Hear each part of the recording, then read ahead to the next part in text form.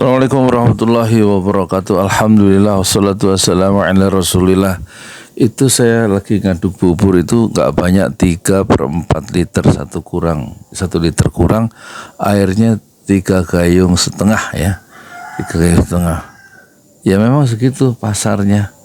Besok saya kan kontrol di Tompedo Alfa infeksi paru hari Selasa, hari Senin berarti cukuplah 1 liter. Biasanya 1 liter, 2 liter, tapi hari ini Senin ya 3/4 liter. Nggak usah dibandingkan ya rakyat dengan kekayaan para menterinya zaman Prabowo yang ada 8 menteri yang kekayaannya luar biasa, itu di atas 1 triliun ya. Ya, termasuk Amran Sulaiman itu yang Menteri Pertanian, terus Dito, terus Sakti Trenggono, wah banyak itu, termasuk Prabowo. Ini menunjukkan ada disparitas ya, kesenjangan yang begitu dalam ya antara orang kaya dan orang miskin. Yang saya maksud orang miskin itu seperti saya itu jualan bubur 3/4 liter. Itu paling dapat 50 sampai 100 ya. Ya kan? Ya 50, 60, 70. Dan hidup di waktu senja. 63 tahun 2 bulan. Sementara orang-orang yang di kabinet itu mereka juga di atas 60 gitu, ada juga di bawah 60, tapi sudah triliunan. Kayak nggak bisa bayangin saya itu. Sekarang kita ngaduk dulu bentar ya.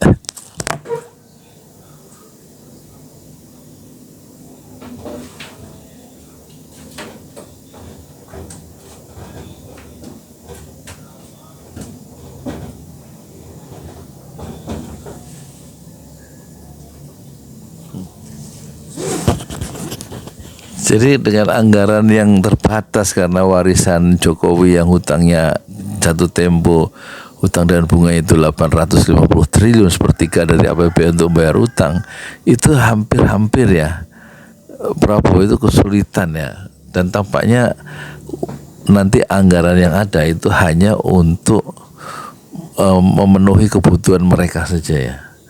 Udah nggak ada tersisa untuk mensejahterakan masyarakat. Saya yakin itu. yakin ya. Dan untuk menutupi bahwa Prabowo itu pro rakyat ya, terus ada makan sarapan bergizi ya, itu pun untuk anak SD loh ya. SMP enggak toh, SMA enggak, lansia, pemuda yang enggak punya kerjaan juga enggak dikasih makan kan. Jadi hanya istilahnya tuh makan siang gratis, itu makan siang makan pagi sih, itu hanya ini karikatif ya. Akar kemiskinan tuh nggak disentuh oleh program Prabowo yang katanya menjadi program unggulan. Kalau menteri yang nggak setuju dengan program makan bergizi, lebih baik keluar dari kabinet merah putih. Itu ada di ucapan Prabowo di hari Rabu ya, di rapat kabinet di rapat pidato pertama setelah pelantikan, kayaknya di rapat kabinet paripurna yang pertama ketika usia kekuasaan Prabowo itu baru 3 hari ya, dan menteri-menteri baru 2 hari ya.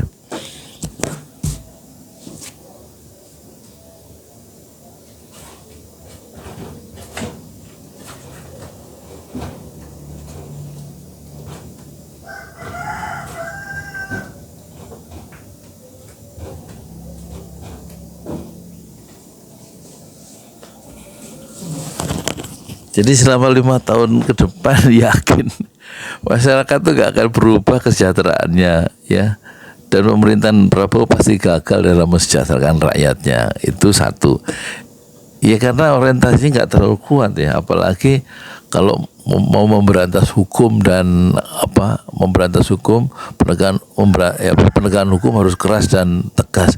Bagaimana mungkin nanti yang kena teman-temannya sendiri gitu. Apalagi kalau undang-undang perampasan aset untuk menghabisi koruptor itu disahkan, itu harusnya ke situ. Tapi kan Prabowo nggak mendorong, nggak mengencourage ya undang-undang perampasan aset dan memiskinkan koruptor yang nggak jadi-jadi itu sudah bertahun-tahun, katanya ada di draftnya dari DPR sampai anggota DPR-nya ganti, nanti kayaknya nggak akan ada itu usaha untuk mengundang-undangkan itu. Tapi kalau undang-undang KN cepet ya, undang-undang tenaga kerja cepet ya, tapi undang-undang untuk perampasan aset para koruptor yang memang gila-gilaan itu, maling-maling di zaman Jokowi yang sampai kasusnya sampai 3 kali lipat di akhir pemerintahan Jokowi itu, menurut ICW ya kan, tahun 2019 kan ada 271 dan 4 tahun kemudian kasus korupsi itu meningkat menjadi 791 bulan Desember 2023. Itu di rejim Jokowi naik kasus korupsinya 3 kali lipat. Bisa nggak Prabowo itu menghabisi itu? Kayaknya nggak mungkin.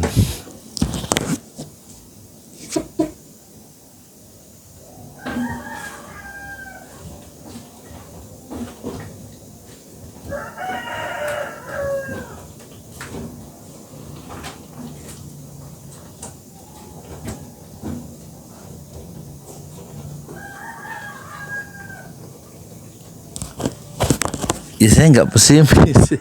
Kalau hidup saya pesimis, saya nggak jualan bubur. Kata Rasulullah, kalau besok hari kiamat itu terjadi, huru hari kiamat besok pagi itu tiba, hari ini masih bisa menanam kurma, masih berbuat sesuatu, meskipun kurma itu tidak bisa dipetik hasilnya kecuali setelah panen 8 tahun, tapi tanam aja kurma itu meskipun besok dunia hancur. Nah, sama ya kan, jangan sampai sarjana itu nganggur. Apa aja bisa dipakai untuk berdagang, jangan sampai ada yang nganggur 5 tahun, 7 tahun, 8 tahun gitu. Aneh itu. Modal untuk berjuang itu satu, yaitu waktu. Untuk berkembang itu waktu, yang kalau waktu itu berlalu tidak akan kembali lagi. Jadi gunakan waktu untuk berdagang, untuk menolong dirinya sendiri, untuk rakyat harus menolong diri sendiri. Nggak mungkin pemerintah itu diharapkan. Kenapa? Pemerintahan Prabowo, kabinet Merah Putih nggak bisa diharapkan untuk mensejahterakan rakyat. Kenapa? Karena pemerintah bingung ya dengan masalahnya sendiri. Nggak cukup itu perhatian dana untuk mensejahterakan rakyat yang begini banyak, yang kemiskinan begitu luas ya kan, dan pengangguran di mana-mana. Nggak mudah 5 tahun itu, begitu cepat ya. Hidup ya itu singkat, hidup hanya sedetik ya. Ketika waktu berlalu maka dia tidak akan pernah kembali. Assalamualaikum warahmatullahi wabarakatuh. Di jalan Allah. Ini Masjid 6 Syuhada lagi dikunjungi sama Ketua Hilmi.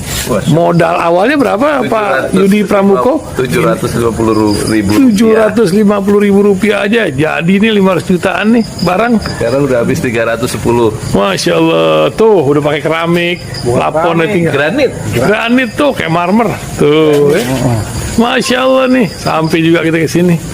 Masjid 6 Syuhada, ngapa namanya Masjid 6 Syuhada, Pak Yudi? Kita mau mendokumentasikan perjuangan dakwah nama anak muda pengawal Habib Rizik Syihab itu. Masya Allah. Yang dibunuh sama orang jahat di kilometer 50. Kilometer 50 ya. Itu kan simbol memperjuangkan dakwah itu kita harus memberikan segalanya untuk Islam kan ya. Masya Allah. Islam. Dan nama anak muda itulah yang sudah memberikan segalanya untuk Islam. Masya Allah. Apa nanti nama pemuda itu ada juga di sini mungkin diterahkan? Mungkin namanya 6 Syuhada. 6 Syuhada itu, ya. 6 Syuhada dipasang di sini. 6 Syuhada. Bip Ali, apa yang dikomentarin dari ini semua, Bip Ali? Masya Allah, luar biasa. Dari uang 700.000, kalau pengen ternyata bisa. Bisa. Allah kirim. Tuh, bisa. Ya, dengan masuk satu gang kecil, tapi Bapak ini luar biasa. Kecil tuh. Masya Allah ya. Satu call aja. Masya Allah. Perjuangan Pak Yudi Pramuko, YouTuber sejagat paling tua. Tertua di semesta. Tertua di semesta. Masya Allah. Tukang donat. Tukang donat. Tukang donat dari Paru. Ini saya laporkan dari lapangan ini, langsung dari Masjid 6 Syuhada. Masya Allah. Dan ini dia. Dalam lihat ah. Tuh lihat tuh masjidnya. Tuh imamnya situ tuh. Malam-malam lagi kita. Masya Allah. Masih kurang nih. Atapnya katanya transfer aja. Masjid 6 Syuhada sebentar lagi selesai. Dinding lubang angin sebagian sudah terpasang. Lantai 2 dan kemudian plafon termasuk lantai bukan keramik, granit 150 dus bersama tiang-tiang yang ada 16 setinggi 4,5 meter. Kemudian finishing terakhir adalah tangga menjebol atap ya, lantai pertama untuk masuk ke lantai 2. Inilah Masjid Enam Syuhada. 2,5 tahun lalu dimulai pada 2 Agustus hari Senin 2021. Tinggal sedikit lagi insya Allah, dan lantainya dari keramik, bukan keramik, granit sudah diresmikan lantai pertama.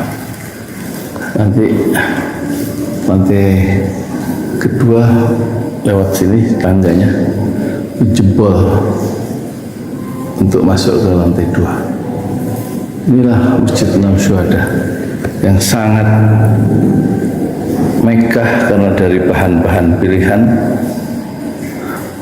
kualitas nomor 1.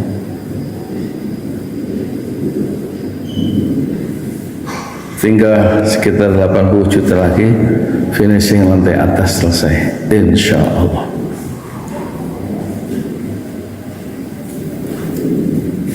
Ya, inilah Masjid Enam Syuhada yang sangat bersejarah ya dalam sejarah dakwah Indonesia modern insya Allah, karena ini dibangun dalam konteks kezaliman rejim penguasa yang sudah membunuh 6 santri dari front Laskar Front Pembela Islam, dan kita abadikan pengorbanan dan perjuangan dakwah mereka sehingga kita sebut namanya Masjid Enam Syuhada. Mereka mengawal perjalanan dakwah gurunya Habib Rizik Syihab, dan mereka dicegat oleh orang-orang jahat di kilometer 50. Saya Yudi Pramuko, tukang donat dari Parung Juber, tertua di semesta Fasbir Sabrun Jamila, bersabarlah dengan kesabaran yang indah. Assalamualaikum warahmatullahi wabarakatuh.